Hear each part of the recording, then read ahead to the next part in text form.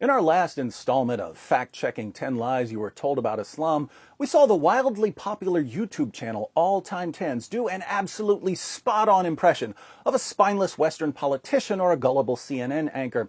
They perfectly nailed the whole, "I'm so dumb I can't pour water out of a boot even if there are instructions on the heel" attitude we've come to expect from nearly everyone who tries to tell us about Islam. But All Time Tens keeps the parody going by fabricating Quran verses. Responding to the claim that the Quran commands Muslims to kill non-Muslims, All Time Tens declares, "The Quran specifically says the opposite, stating one who kills a non-Muslim person under protection will not even smell the fragrance of paradise. And whoever hurts a non-Muslim, I shall be adversary to him on the day of resurrection." Now you can read the Quran until your brain melts. You're not going to find these verses. For you doubters out there, I'll once again demonstrate my level of confidence by proclaiming that I will bow down and recite the Shahada if you can find these verses in the Quran. Much like the Shahada and Islam's 5 daily prayers, these quotations don't come from the Quran. They come from the Hadith.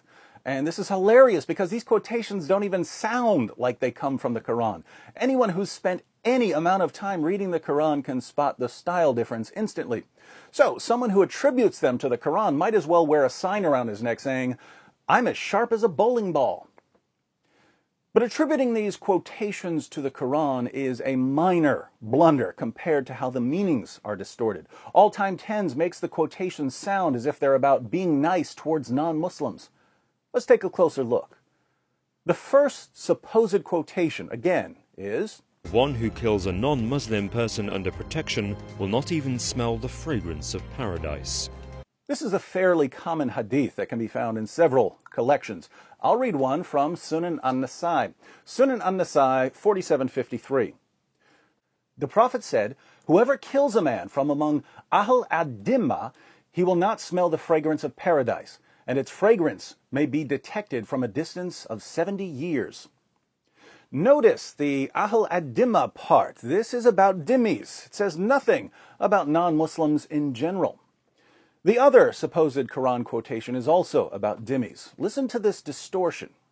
"Whoever hurts a non-Muslim, I shall be adversary to him on the day of resurrection." Sounds like it's about non-Muslims generally, right? This hadith is more obscure than the other, but you can find it quoted in a number of books where it's attributed to Al-Khatib. The hadith actually says, "Whoever hurts a dhimmi, I am his adversary, and I shall be an adversary to him on the day of resurrection." Once again, this is about dhimmis. What's a dhimmi? A dhimmi is a non-Muslim living in an Islamic area who's agreed to pay the Muslim community in exchange for not being killed and for being able to continue practicing Christianity or Judaism. The Jews of Khaybar are a good example here. In Sahih al-Bukhari 23:38 we read, "When Allah's messenger had conquered Khaybar, he wanted to expel the Jews from it as its land became the property of Allah, his messenger, and the Muslims. Allah's messenger intended to expel the Jews, but they requested him to let them stay there on the condition that they would do the labor and get half of the fruits. Allah's messenger told them, 'We will let you stay on this condition as long as we wish.' So the Jews agreed to stay on the land and do all the work, but they would give half of their annual produce to the Muslim community. This contribution was called jizya. We read about jizya in the Quran, Surah 9, verse 29, a verse you should be memorizing. "Fight those who believe not in Allah, nor the last day, nor hold that forbidden which hath been forbidden by Allah and his messenger, nor acknowledge the religion of truth from among the people of the book, until they pay the jizya with willing submission and feel themselves subdued." The Quran says that jizya is accepted from among the people of the book. Dhimmi status was only open to monotheists who had received a book from God. Polytheists had much more limited options. So Jews and Christians had a privileged status that they could continue practicing Judaism and Christianity provided they paid the jizya. Even though paying jizya was better than being killed, it was still a sign of humiliation. In the introductory hadith of Book 56, Chapter 88 of Sahih al-Bukhari, Muhammad says, "My livelihood is under the shade of my spear, and he who disobeys my orders will be humiliated by paying jizya." Ibn Kathir, Islam's most respected Quran commentator, explains jizya as follows in his commentary on Surah 9, verse 29. Paying jizya is a sign of kufr and disgrace. Allah said, until they pay the jizya, if they do not choose to embrace Islam, with willing submission, in defeat and subservience, and feel themselves subdued, disgraced, humiliated, and belittled. Therefore, Muslims are not allowed to honor the people of Dhimma or elevate them above Muslims, for they are miserable, disgraced, and humiliated. So, why weren't Muslims allowed to kill dhimmis? Umar, one of Muhammad's closest companions and the second of the rightly guided caliphs, explains why in Sahih Bukhari 3162. We said to Umar bin al-Khattab, O chief of the believers, advise us. He said, I advise you to fulfill Allah's dhimma, financial obligation, made with the dhimmi, as it is the dhimma of your prophet and the source of the livelihood of your dependents, i.e. the taxes from the dhimmi. It's the source of the livelihood of your dependents. Dhimmis are where you get the money to feed your families. Dhimmis are the people funding the Muslim community. This is why Muhammad said, my livelihood is under the shade of my spear.